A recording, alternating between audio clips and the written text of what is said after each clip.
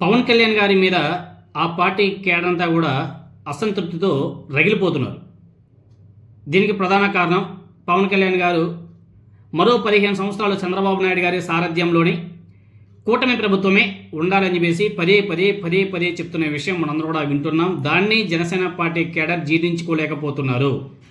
ఎవరైతే అధికారాన్ని అనుభవిస్తున్నారో వాళ్ళు తప్ప, ఒక నాగబాబు, ఒక నాదెండ్ల మనోహర్, ఒక పవన్ కళ్యాణ్, అదేవిధంగా కందుల దుర్గేష్, ఇలాంటి వ్యక్తులు కాకుండా మిగతా కేడర్ అంతా కూడా రగిలిపోతున్నారు. జనసేన పార్టీకి ఉన్నటువంటి ఓటు బ్యాంకింగ్తో సొంతంగా అధికారంలోకి రావడం సాధ్యం అవుతుందా లేదా అన్నది కాసేపు పక్కన పెడితే, కనీసం సొంతంగా పార్టీని నిర్మించుకొని కీలక శక్తిగా ఎదిగే ప్రయత్నం కూడా చేయకుండా మరో 15 సంవత్సరాలు తెలుగుదేశం పార్టీతో కలిసి ఉండడమే అన్న విషయాన్ని పవన్ కళ్యాణ్ నిత్యం అనేక బహిరంగ సభల వేదికల మీద చెబుతుండడం జనసేన పార్టీ నాయకులతో పాటు ఆ పార్టీ కేడర్కు ఏమాత్రం రుచించడం లేదు. ఎవరైతే పదవులు అనుభవిస్తున్నారో వాళ్ళు తప్ప మిగతా వాళ్ళంతా కూడా చాలా కోపం కూడా.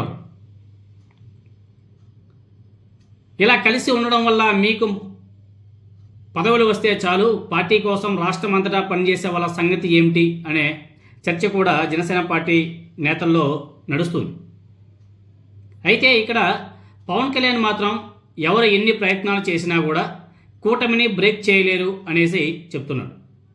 ఇది ఇలా ఉంటే అమరావతిలో నిన్న మొన్న జరిగినటువంటి, ఐ థింక్ మొన్న అనుకుంటా, బుధవారం నాడు మంత్రివర్గ సమావేశంలో ముఖ్యమంత్రి చంద్రబాబు నాయుడు గారు అటు పవన్ కళ్యాణ్తో పాటు బీజేపీ నేతలకు చేసినటువంటి సూచన ఇప్పుడు రాజకీయ వర్గాల్లో పెద్ద హాట్ టాపిక్గా మారిపోయింది.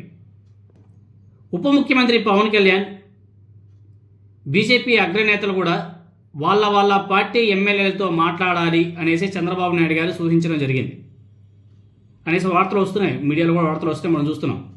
అదే సమయంలో చంద్రబాబు నాయుడు గారు తాను ఇప్పటికే 24 మంది తెలుగుదేశం పార్టీ ఎమ్మెల్యేలతో ముఖాముఖి మాట్లాడి వాళ్ళ ప్రోగ్రెస్ రిపోర్ట్ని వివరించినట్టు చెప్పారు. అయితే ఇక్కడ కీలక విషయం ఏమిటంటే, జనసేన పార్టీ అధినేత పవన్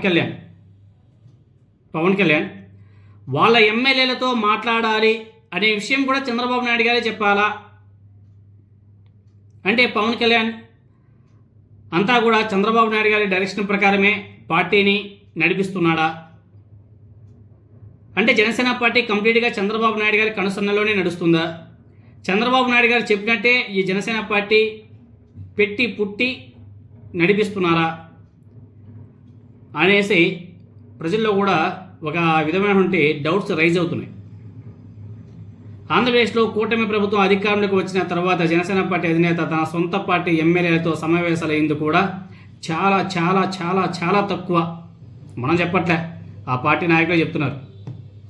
మరోవైపు తెలుగుదేశం పార్టీ ఎమ్మెల్యేల మీద వచ్చేటువంటి తరహాలోనే కూటమిలో ప్రధాన భాగస్వామిగా ఉన్నటువంటి జనసేన పార్టీకి చెందినటువంటి కొంతమంది ఎమ్మెల్యేల మీద కూడా పెద్ద ఎత్తున అవినీతి ఆరోపణలు వస్తున్నాయి.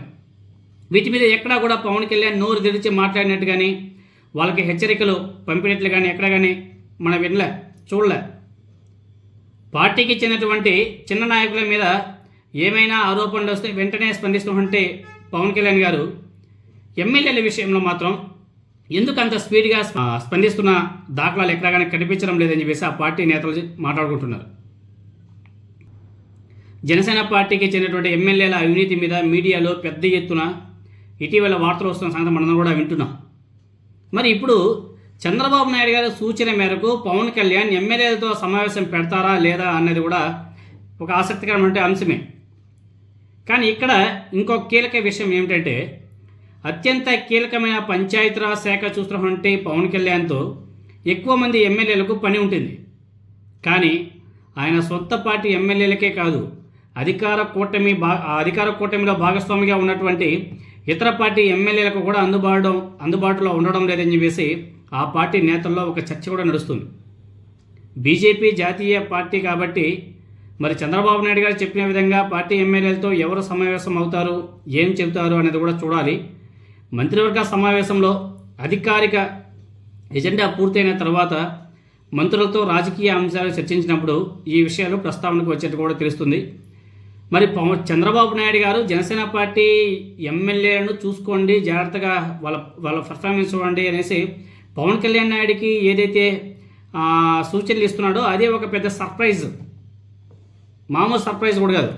ఎందుకంటే పవన్ కళ్యాణ్ గారు తన ఎమ్మెల్యేల పరిస్థితి, తన ఎమ్మెల్యేల గురించి కూడా తాను చూసుకోలేక, తాను తెలుసుకోలేక చంద్రబాబు నాయుడు గారి అనుమతితో ఆయన ఏందో మరి ఇవన్నీ కూడా జనసేన పార్టీ నాయకులు, కొంతమంది రాజకీయ పరిజ్ఞానం కలిగినటువంటి నాయకులంతా కూడా అబ్జర్వ్ చేస్తున్నారు. ఎవరికైతే రాజకీయ పరిజ్ఞానం లేదో అటువంటి వాళ్ళంతా కూడా కళ్ళు మూసుకొని వెళ్తున్నారు తప్ప రాజకీయ పరిజ్ఞానం కలిగినటువంటి వ్యక్తులు ఎవరు కూడా వీటిని సమర్థించడం లేదు.